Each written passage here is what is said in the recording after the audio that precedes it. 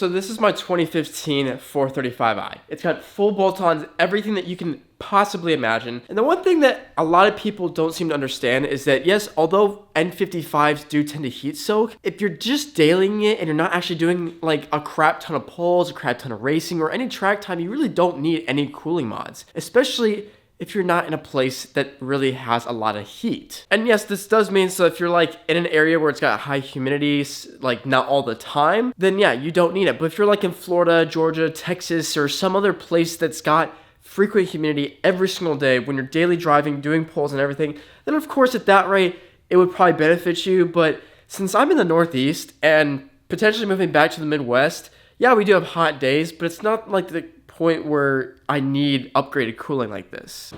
Firstly, let's get into this guy. So when I put this radiator in, it wasn't the most fun, and you guys could tell. Like I had the utmost struggle with it, and I hope that I never have to do that ever again. Now, did it get put in correctly? I would say 95% of it did, but there is definitely, like, if you were to look at the side profile of it, you could tell it's not in there correctly. Like at all, actually. Holy crap.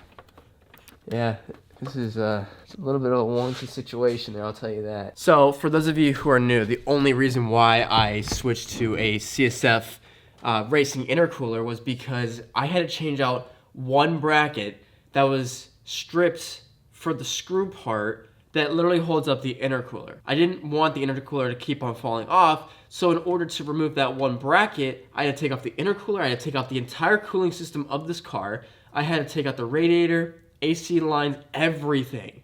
As you guys saw in the last video, it was crazy, and I hope nobody really has to do it. If I didn't have to do that thing, I would have never put this thing in here. Actually, matter of fact, I would have never done it because, again, I don't live in some place that's hot 24/7 all year round, not even just 4 to 6 months, just all year round. So I don't need the cooling. Plus, MHD has the ability to where you can put in sport cooling for the fan, like when you're tuning it.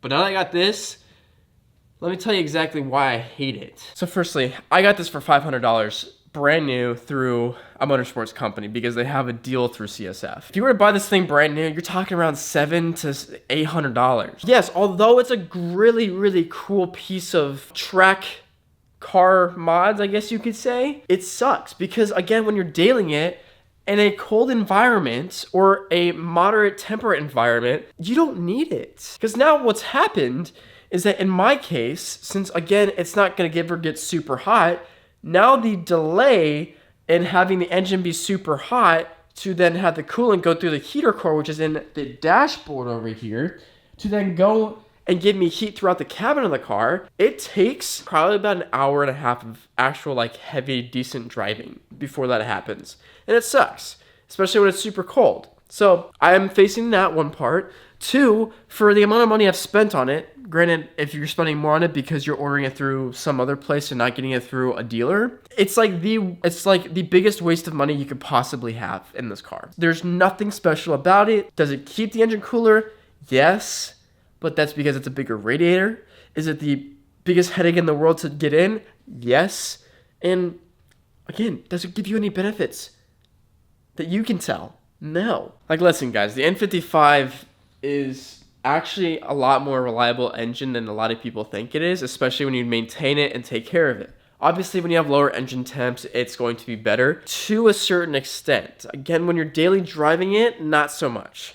When you're racing it, tracking it, pulling it, whatever, in that sense, doing hard driving, then yeah, I guess you could say it's kind of okay. But like, even right now, I could do some cooling mods. Like, I could do a Musselman thermostat here. I could do an upgraded, I think it's another CSF oil cooler that's on this side, or maybe it's on that side. Forget which one, but it's like around like the wheel well. I think it's actually on this side for the passenger. But then I'm running into the same exact issue. Now I have to wait for the car to be on longer just for the engine to warm up. Just because cooler things is better doesn't always mean it's actually better. So I'd rather have the engine running at operating temperature than to have anything else. So until this car really goes through like either a big turbo setup, even then I don't think I'll really need it, or some sort of track use, I think that's really the only cooling mod I'm ever gonna do. Now, obviously there's so many more things that I want to do to this car and they will get done, but I actually really regret doing the CSF radiator. Not saying it's a bad item, it's just for my use, it is absolutely not worth it. I do think someday this thing needs a big turbo. You guys can tell the engine bay, it looks really cool as it is right now, but I think if it had something that's really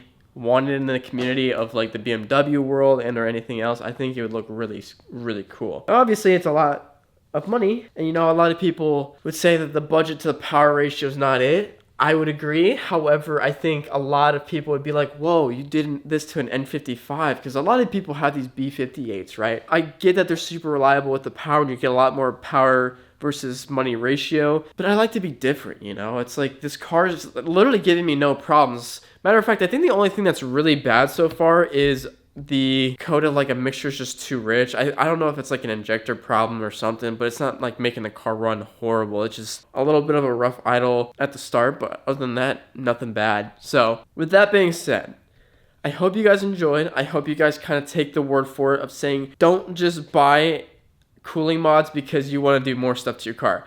Although that was my point, because I was already doing something, I already had to take it out and I was just like, screw it, like we might as well just upgrade. Was the upgrade worth it? No. Absolutely not. I actually really regret it.